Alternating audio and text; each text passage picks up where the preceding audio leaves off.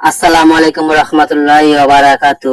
আজকে আমরা এই ভিডিওতে শিখে নেব টয়লেটে ঢোকার দোয়া এবং টয়লেট থেকে বের হওয়ার জন্য কি দোয়া পড়তে হবে। ভিডিওটি শুরু করার আগে আপনার কাছে একটি অনুরোধ, যদি আপনি আমার এই চ্যানেলে নতুন হয়ে থাকেন তাহলে চ্যানেলটিকে সাবস্ক্রাইব করে ভিডিওটি লাইক করে দিবেন। তাহলে চলুন দেরি না করে ভিডিওটি শুরু করি। এখন জেনে নেব বাথরুমে ঢোকার দোয়া।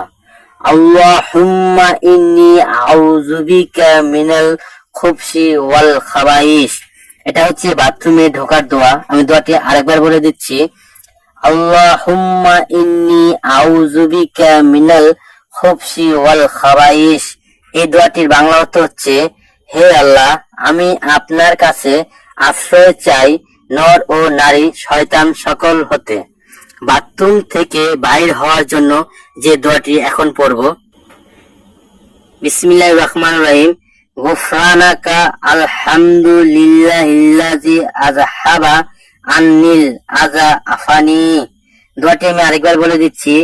গুফরানাকা আলহামদুলিল্লাহিল্লাযী আযহাবা আন্নিল আযা আফানি। এই দোয়াটির বাংলা অর্থ হচ্ছে, সকল প্রশংসা আল্লাহর জন্য যিনি আরাম হতে বাইরে করে আমাকে। মুসলমান ভাইরা, এখন জেনে নেব টয়লেটে ঢোকার কিছু নিয়ম কানুন সম্বন্ধে।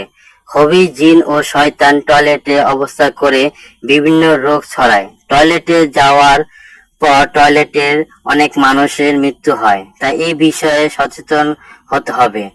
দোয়া পড়ে টয়লেটে প্রবেশ করলে শয়তান কোনো ক্ষতি করতে পারে না।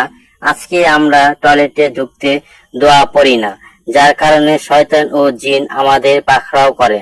আমাদের মা ও বোনরা এই বিষয়ে বেশি সমস্যা ভোগেন। আপনি যদি টয়লেটে ঢুকতে দোয়া পড়েন তাহলে শয়তান কোনো ক্ষতি করতে পারবে না, আপনাকে মেরে ফেলতে পারবে না। শয়তান ও জিন থাকে টয়লেটে। খুবই জিন ও শয়তান থাকার জায়গায় হলো বাথরুমে। আপনি যদি দোয়া না পড়ে বাথরুমে ঢুকেন তাহলে তারা আপনার শরীরে আসর করতে পারে এবং আপনাকে মেরে ফেলতে পারে। এখন জেনে নেব কিছু কোন কোন জায়গায় পেশাব বা পায়খানা করা যাবে এবং যাবে না। এমন স্থানে প্রস্রাব পায়খানা করবেন যেখানে বসলে মানুষ দেখে না, আওয়াজ শোনে না, দুর্গন্ধ মানুষের নাকে আসে না। প্রস্রাব পায়খানার জন্য নরম বা উঁচু স্থান বেছে নেওয়া উচিত, যেখানে বসলে তার ছিটা শরীরে আসতে পারবে না। প্রাকৃতিক ডাকে সাড়া দেওয়ার সময় নিজের বাম পায়ের উপর ভর দিয়ে বসবেন এবং ডান পায়ের উপর ভর দিয়ে দাঁড়াবেন। প্রাকৃতিক প্রয়োজনে পূরণের সময় মাথা ঢেকে রাখবেন। মাটির গর্ত প্রস্রাব না করা, কারণ ভেতরে সাপ বা বিচ্ছু থাকতে পারে, এতে ক্ষতি হতে পারে। রাস্তা বা কবরস্থানে প্রস্রাব পায়খানা করা অনুচিত। ছায়াময় স্থানে প্রস্রাব পায়খানা করা অনুচিত। প্রস্রাব পায়খানার সময় জিকির বা কুরআন পাঠ করা মাকরুহ।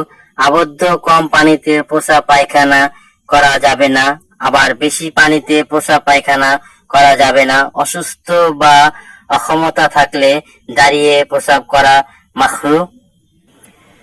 সুপ্রিয় মুসলমান ভাই ও বোনেরা, বাথরুমে ঢোকা এবং বাইরের সময় দোয়া পড়ে অবশ্যই দেখবেন, তাহলে ইনশাআল্লাহ কোনো ক্ষতি হতে পারবে না। আর ভিডিওটি ভালো লেগে থাকলে চ্যানেলটিকে সাবস্ক্রাইব করে রাখবেন। আসসালামু আলাইকুম ওয়া রাহমাতুল্লাহি ওয়া বারাকাতুহু।